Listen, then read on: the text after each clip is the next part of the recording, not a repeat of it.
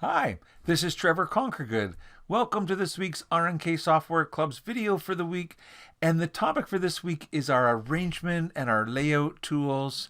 They're perfect for taking one design and combining them to create new layouts. And so if you're ready to get started, let's click on the Floriani workspace. And the first thing I'll do is actually open an embroidery design. I'll use my yellow library tab. So I hover over library. That shows me my library tree, and then I can click on free monthly designs to see all the different months of the year. If you haven't already installed your free monthly designs, you want to visit the R&K Software Club website and get all your free designs. But if you look under May of 2010, there's a really cool kind of floral flowers and butterflies and flowers border, like a corner. So it's a corner style design. But I turn it into a border, I think is what I'm trying to say, because I'll select that corner and it's up here. Notice these tools here in light blue. Those are your arrangement tools or your layout tools. There's a circle template. I have some variety of custom templates. There's a corner sort of template and rows and columns. And this one's called Fling.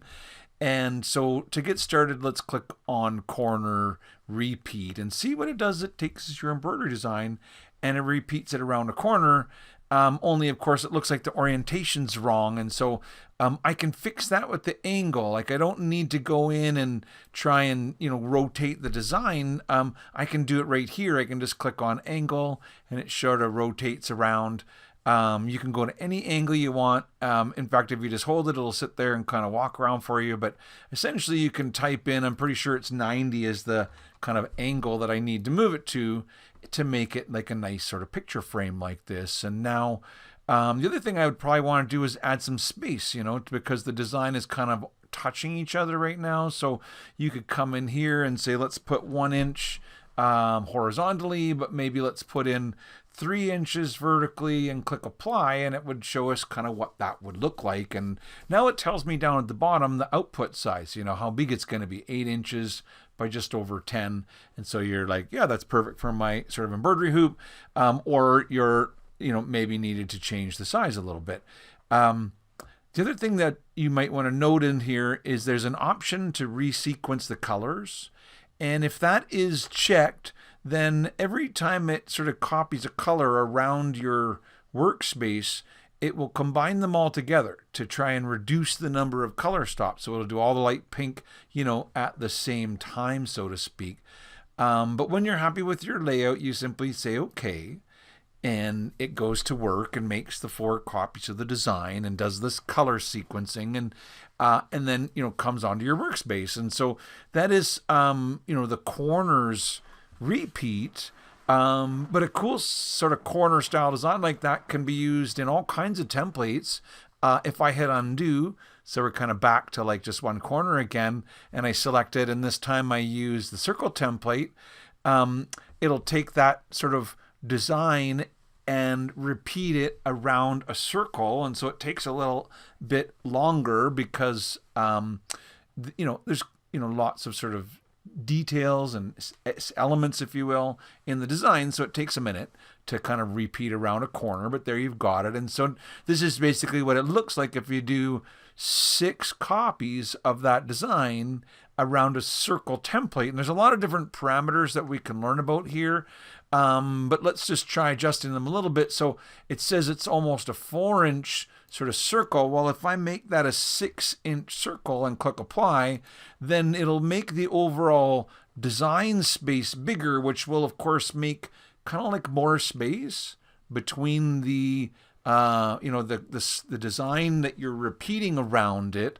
Will have more space around it. So, and it just takes a moment to wait for the results to come back.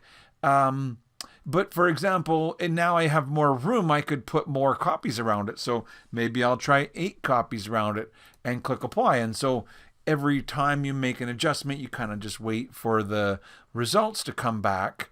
And it would be easier to demo. Maybe what I'll do is switch to a more simple design and we can kind of look at some of these different settings. But you get the idea that each time you make an adjustment, it will update the design. And so how cool is that to be able to take an embroidery design and combine it into a beautiful kind of now 6-inch sort of floral and butterfly, table centerpiece or something like that. So, yeah. Now, what I was saying was maybe if I just create a new workspace and just start out with like a little motif of something, like maybe a butterfly would work good, and we'll just do like a run stitch butterfly. So you have a design and you select it and you choose your circle template. And so what it's doing is putting 6 butterflies around a 4-inch circle. But my butterflies are kind of big. I might need to, for example, make the butterfly smaller so that there's room to put them around there. But I made them so small, maybe now there's room for 7 or 8 of them. And the other thing you can play with is the angle. So watch how I can click on the angle and it will rotate those butterflies around, a circle on their own until they get to just the right angle you want. The other thing is you don't have to auto rotate them. If I uncheck auto rotate, see how the butterflies kind of go around the circle, and I can adjust their angle, but they stay kind of in the same rotation around your circle. So it's more like they're marching like in a row. If I turn on auto rotate, but I turn on reflect, then it does them kind of on the opposite side like that. So if I reflect, it's like one way or the other way, and then auto rotate kind of keeps them turning towards each other as they go around the circle. So it's between all these different parameters, the numbers of butterflies, the angle they start with within your circle can be adjusted, and then of course the size and the actual angles of the butterflies. And so you can make fun and easy, kind of unique circular templates using the circle template. Now, if I take, let's grab another shape and just do some of the other types. And so maybe we'll grab our bear and we can do a run stitch embroidery bear. Let's try, for example, templates. And so see with templates how it takes the bear and aligns it along a template. And there are a variety of different template options that you can choose from. Another one that I often use is repeat design. And now it's going to be like, how many bears, rows and columns do you want to make? So if you're doing a whole sheet of bears, then you need, to have the repeat design tool. Once again, I've got the ability to put some distance in between them. So if I put an inch in between, then there's going to be space around everybody. And then you've got all the other options for things like offsetting them. So you can offset them or flip them. So this will be flip every other one horizontally, or maybe it'll look more, make more sense if I flip every other one vertically.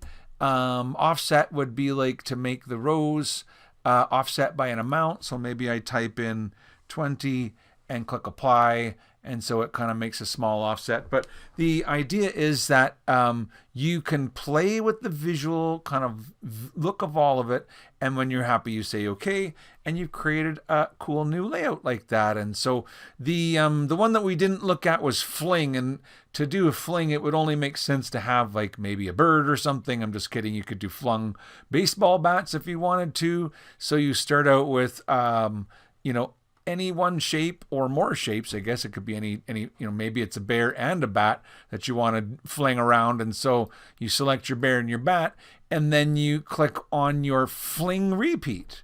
And now, based upon, let me make my bear and my bat smaller because they're quite large. And so let's have them be a little smaller.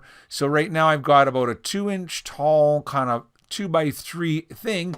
And if I tell it to fling, and now the idea is how big's the area. So it's an 8x8-inch area. Maybe if we make it a 12-inch area and click apply, there's more room for kind of flinging bears around. Let's make it a 12x12. And then you can control how big and small they get. So if I make the smaller ones even smaller, I'll get more of them. And if I make the bigger ones also smaller, so I'll go, so here's what it says. From the original size, we'll go as small as 100, or as small as 60%, but as big as 100. Or in the case of 200, then you would have, whoops, that's not a 200. 200, you would have some really big ones, and some really small ones.